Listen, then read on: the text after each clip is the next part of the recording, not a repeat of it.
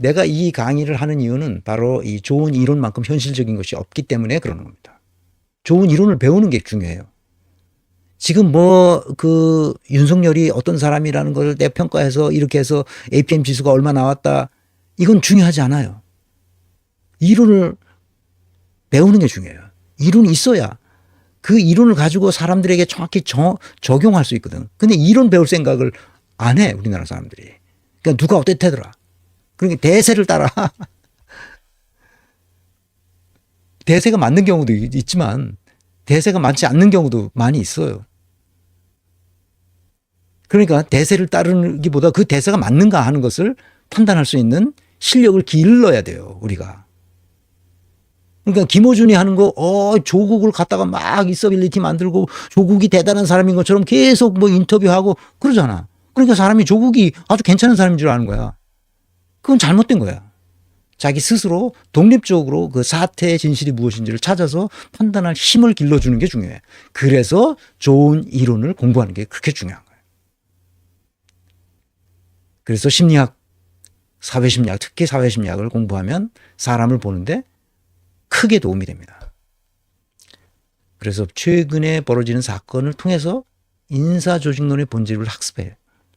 인사조직론을 배우지 않고 사람을 척 보면 아는 그 귀신 같은 점쟁이는 없어요, 세상에.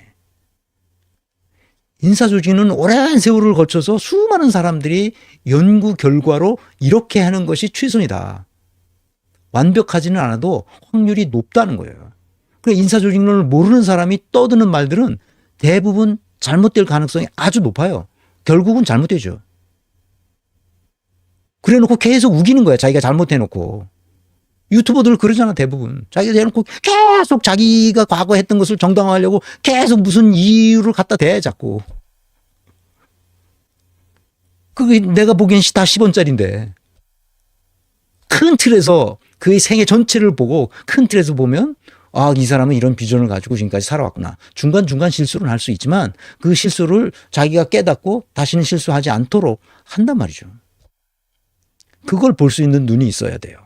그래요? 우리는 정보를 수집해서 그 정보가 무엇이라는 것은 알지만 그것을 해석할 지식을 가지고 있어야 된다. 그것이 이해한다는 뜻이에요. verstehen. 그걸 이해하고 그래서 그거를 응용해서 쓸 수 있어야 된다. 그래서 내가 10길 물속은 알아도 한 길 사람 속은 모른다고 말하는 겁니다. 이것은 리스크를 관리하는 거예요. 경영학 입장에서. 10길 물속은 모르는데 자기가 그 사람을 잘 안다고 생각하는 거야. 10길 물속은 내가 아니까 나 그 사람 잘 안다 이렇게 생각하는 거예요. 그리고 그냥 그 사람한테 일을 맡기는 거예요. 그렇게 어떻게 됐어? LG가 저렇게 됐고 두산이 저렇게 됐어요. 끝까지 리스크를 관리를 해야 돼요. 언제 어디서 무슨 짓을 저질릴지 사람은 몰라요.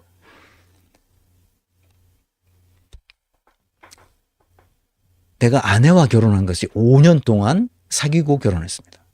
그래서 47년 됐어요. 막 결혼한 지 47년. 그때 내가 인사조직론을 몰랐을 때잖아. 20대에 결혼했으니까. 그런데 5년 사귀고 82년에 결혼했어요. 그러니까 42년 됐죠. 43년째입니다, 지금. 그 정도 되면 어떤 사람인지 알아요. 그러니까 말 안 해도 다 알아요. 말 안 해도. 눈빛만 봐도 알아요. 그런데 사람은 그렇게 오랫동안 경험하지 못하기 때문에 직장에서 얼마만 보고 헤어지고 얼마 보고 헤어지고 그러는 거 아닙니까? 그죠? 그런데 윤석열을 어떻게 알았다고 아무런 리스크도 관리하지 않은 채 그냥 갖다 쓰냐고. 중앙지검장 할 때 그 무슨 짓을 했어 걔가. 홍석현 만나가지고 인사동에서 술 먹어서 흥얼거리면서 비틀거리면서 돌아다녔다는 것을 다 알았잖아. 그리고 그 집안에서 그 처가에서 무슨 짓을 했는지 윤석열이 무슨 짓을 했는지 다 알았잖아. 그렇다면 더군다나 최광욱이 80페이지나 되는 이 두꺼운 인사검증 보고서 공직기강 비서관으로서 해야 할 일을 다 했잖아. 그래서 중대 흠결이 있어서 이 사람은 절대 안 된다고 빨간 걸로 이렇게 했잖아. 근데 왜 그거를 무시했냐고. 좋아. 그래도 이 사람이 꼭 필요해서 내가 쓴다. 했으면 리스크 관리를 해야지. 최강욱이 썼잖아. 거기서. 이 사람은 안 된다고. 왜 안 되는 이유를 다 썼을 거 아니야. 리스크 관리 자체를 몰라 얘네들이. 사람만큼 위험한 게 없어요. 지금 나라가 이 꼴이 된 거는 문재인, 조국 이 두 놈이 나라를 말아먹은 거예요. 리스크 관리를 안 해. 위험 관리를 해야 돼. 이놈이 무슨 짓을 할지 모르잖아. 그러니까 딱 정해놓고 그걸 계약서로 써야 된단 말이야. 너는 언제까지 어떤 일을 어떻게 해내라 하는 계약서를 써야죠. 그런 중차대한 직무를 맡기면서 아무런 리스크 관리도 없이 했다는 거 아니야. 내가 그래서 이놈들을 빌어먹을 놈들이라고 그런 거야. 나라를 지금 빌어먹게 만들고 있잖아 지금. 그래서 왜 그렇게 해야 되냐는 그 이유가 이거예요. 인간의 타고난 성향은 잘 바뀌지 않는다는 거예요. 그게 바로 개인 심리학이고 그게 바로 사회 심리학이야. 이 기초적인 지식만 있으면 돼요. 그러면 타고난 성향이 뭔지를 이렇게 볼 수가 있어요. 그게 보여요. 근데 우리나라에서는 개인 심리학이든 사회 심리학이든 이것이 다 어떻게 됐냐? 자기개발서가 됐어. 자기개발서가. 이건 자기개발서하고 아무 상관이 없는 거야. 사회 심리학이나 개인 심리학은. 내가 이거 참. 개인 심리학은 알프레드 아들러라는 사람에 의해서 그래서 초기 그 프로이트와 그 융 심리학하고 심리학 창시자의 한 사람이죠. 그러니까 알프레드 아들러 개인 심리학. 사회 심리학은 그 후에 조금 후에 그것도 아주 바로 후에 20세기 초에 사회 심리학의 위대한 그 사회 심리학 학자들이 있어요. 그리고 나서 쿠어트 레빈이라는 독일의 사회 심리학자가 그 1933년 나치가 하자 그 유대인이야. 쿠어트 레빈도 그 독일에서 탄압받으니까 미국으로 건너가서 미국에서 그 필드 시어리라는 것을 만들어내서 사회 심리학의 사회 심리학의 세계가 쫙 열린 겁니다. 경영학도 거의 비슷해요. 그래서 오늘날까지 엄청난 사회 심리학자들이 연구한 성과가 굉장합니다. 그래서 이런 것들을 우리가 조금씩 공부하면 사람 보는 눈이 열려요. 그래서 사람 보는 눈이 이런 그 이론적 모형, 이론적 개념들 하나하나를 하지 않으면 우리가 모릅니다. 명태균이 어떤 사람인지, 김건희가 어떤 사람인지, 윤석열이 어떤 사람인지 모르기 때문에 우리가 터지는 거예요, 이렇게. 나라 전체가 터지는 거예요. 사람을 알아야 돼요, 사람을. 그래서 그 사람의 리스크 관리를 해줘야 된다고. 구조와 시스템으로. 그래서 과거를 알면 미래를 예측할 수가 있어요. 같이 일했는데 그 사람이 어떤 사람인지 몰랐다. 그러면 사람 보는 눈이 아예 없는 거예요. 문재인, 조국, 임종석. 이놈들이 문제를 일으킨 거예요. 그러니까. 항상 원인을 봐야죠. 아니 도대체 어떻게 해서 날벼락이지 어떻게 왕자 쓴 놈을 손바닥에다 왕자 쓴 놈을 대통령으로 뽑느냐 말이야. 그 김건희가 7시간 동안 이명수 기자하고 통화한 내역이 선거 전에 다 나왔잖아. 윤석열은 바보라고. 내가 챙겨주지 않으면 아무것도 못한다고. 내가 정권을 잡으면 내가 가만두지 않겠다고. 누구를? 자기를 줄리라고 했던 사람들 가만두지 않겠다고 지금.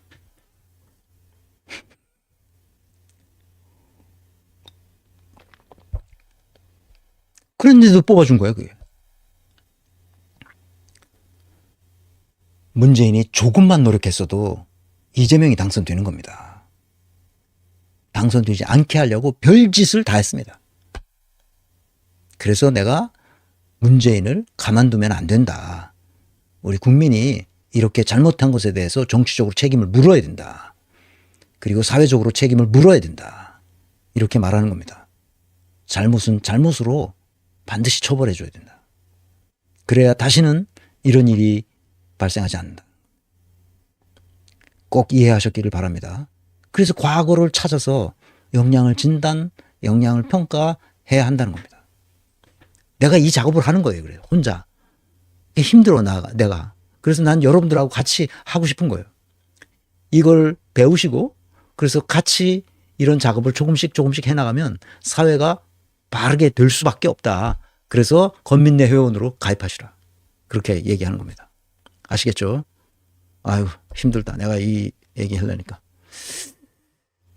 시간은 많이 갔고 벌써 1시간 40분이 됐네. 진짜 얘기할 걸 못했네. 이 잔소리 하다가 인물에 대한 잘못된 평가 기준까지만 하고 이어서 다음 시간에 하겠습니다. 얘기하다 보니까 땀이 나네요. 신원서판. 허우대가 멀쩡하냐? 말은 그럴듯하게 하냐? 글도 그럴듯하게 썼냐? 그래서 이 패거리 정신의 판단이라는 게 사실 옛날 사람은 다 패거리 정신이야. 그런 거 하는 놈들을 다 훔쳐서 우리나라에서 오늘날 학벌이 되는 거죠. 이 학벌이라는 게 사실은 껍데기예요. 사람들은 잘 모르는 거죠. 이 전근대적인 인사평가 기준으로 우리나라의 전체가 사람을 보는 걸 환각 상태에 빠졌어요. 서울대 법대 나오면 다 유능하다고 생각하는 거예요. 근데 그놈들이 나라를 이렇게 망쳐버린 거예요. 전부. 사법고시 받으면 똑똑한 줄 알아요. 근데 그놈들이 나라를 다 망쳐버린 거예요. 문재인, 조국, 이낙연 다 서울법대 나온 애들이야. 문재인은 경희대 법대 나왔지만 사법고시를 뭐 차석을 했대나 뭐 어땠나 그 사람이 얼마나 유능한가 모르게 개수작을 떨었는데 사실은 다 그야말로 개수작이야. 시험 잘 본 건 아무 소용이 없다는 것을 유능성하고 어떤 그 연관관계를 갖지 않는다. 상관관계가 없다. 인과관계도 없다 하는 것이 다 밝혀졌어 이미.